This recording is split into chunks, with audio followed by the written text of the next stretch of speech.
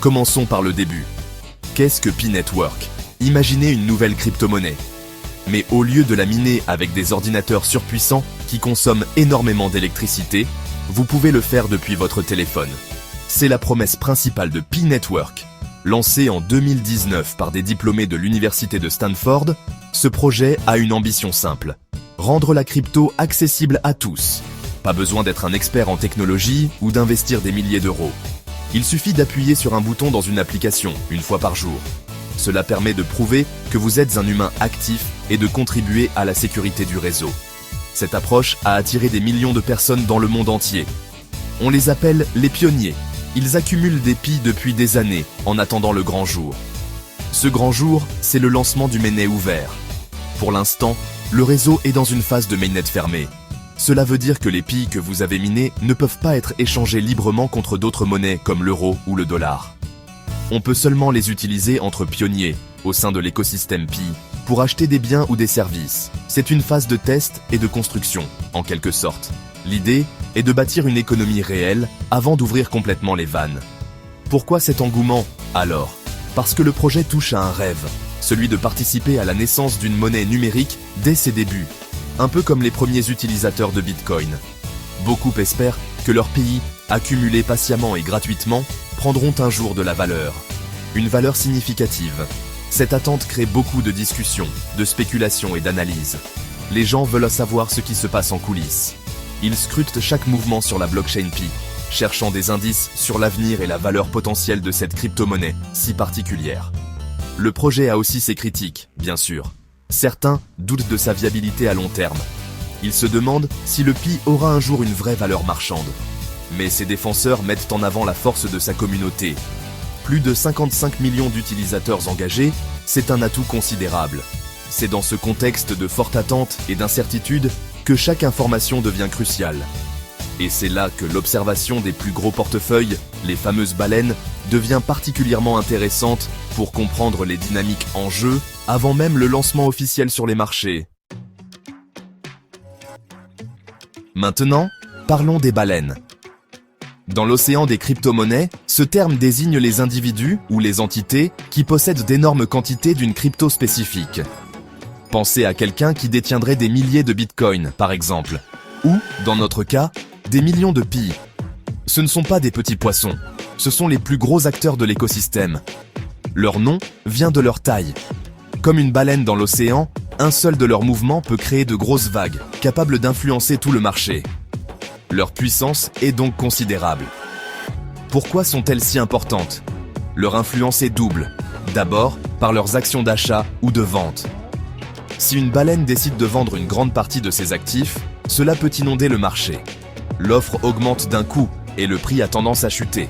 A l'inverse, si plusieurs baleines commencent à acheter massivement, cela crée un sentiment de confiance. Le prix peut alors grimper en flèche.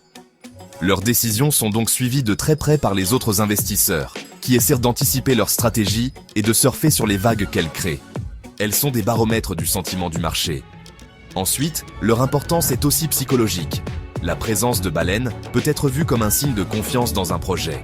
Si des personnes ou des groupes très fortunés et bien informés accumulent une crypto-monnaie, beaucoup de gens se disent « Ils doivent savoir quelque chose que j'ignore ». Cela peut rassurer les petits investisseurs et attirer de nouveaux participants. Dans le cas de Pi Network, identifier les baleines et analyser leur comportement est fascinant. Car pour l'instant, personne ne peut acheter des Pi sur un marché.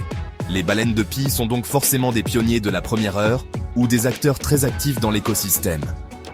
On peut donc se poser la question, qui sont ces baleines de Pi? Ce sont souvent des utilisateurs qui ont rejoint le projet très tôt. Ils ont miné du Pi quand les taux étaient bien plus élevés. Ils ont aussi invité beaucoup de monde, ce qui a augmenté leur vitesse de minage grâce au système de parrainage. Certains ont aussi pu recevoir de grosses quantités de Pi en devenant des validateurs du réseau ou en développant des applications sur la plateforme. Comprendre ce que font ces gros portefeuilles avec leur Pi est une manière de prendre le pouls du projet avant son ouverture au grand public. Pour observer ces géants, on utilise des outils qu'on appelle des explorateurs de blockchain. Pour Pi, l'un des plus connus est ExplorePi. C'est une sorte de Google pour la blockchain Pi. Il permet de voir toutes les transactions qui ont lieu sur le réseau. De manière anonyme, bien sûr. On ne voit pas les noms, mais on peut voir les adresses des portefeuilles, les montants transférés et les soldes.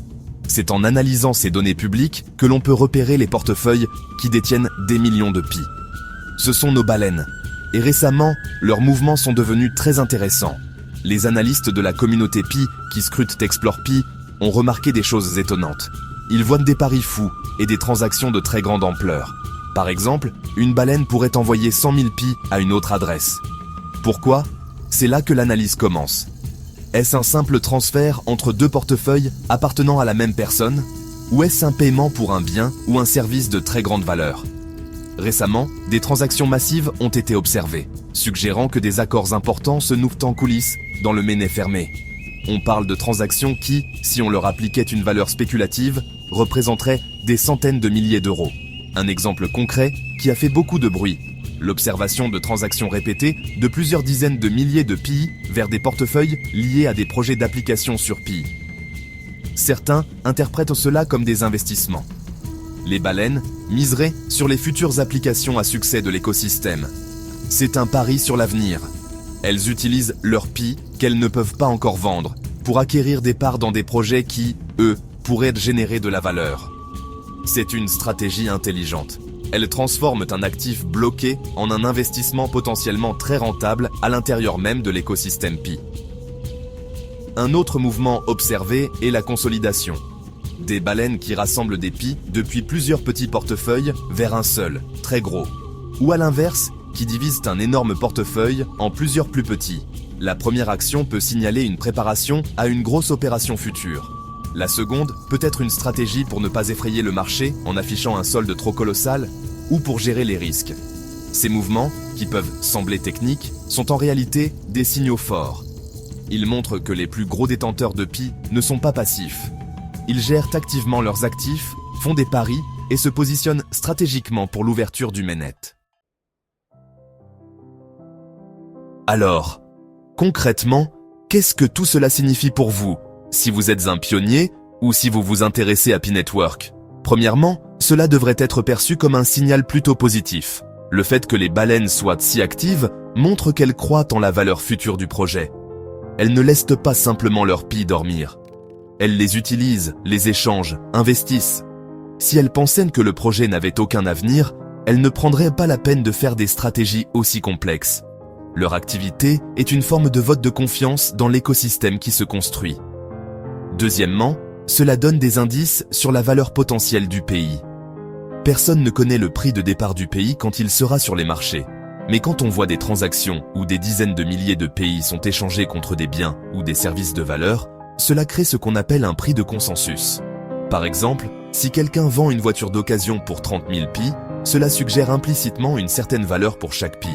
Les paris des baleines, en investissant dans des projets, contribuent à établir cette valeur perçue avant même une cotation officielle. Pour un utilisateur, cela peut donner une idée, même vague, de ce que pourraient valoir ses propres pays. Troisièmement, cela souligne l'importance de l'écosystème. Les mouvements des baleines le confirment. La vraie valeur de Pi ne viendra peut-être pas seulement de la spéculation sur les marchés. Elle viendra aussi des applications et des services qui seront construits sur sa blockchain. Les baleines l'ont compris et y investissent déjà. Pour l'utilisateur moyen, cela signifie qu'il est intéressant de regarder au-delà du simple minage. Explorer les applications du navigateur Pi, participer à l'économie locale en Pi, c'est aussi une façon de contribuer à la valeur du réseau et, par conséquent, à la valeur de ses propres actifs.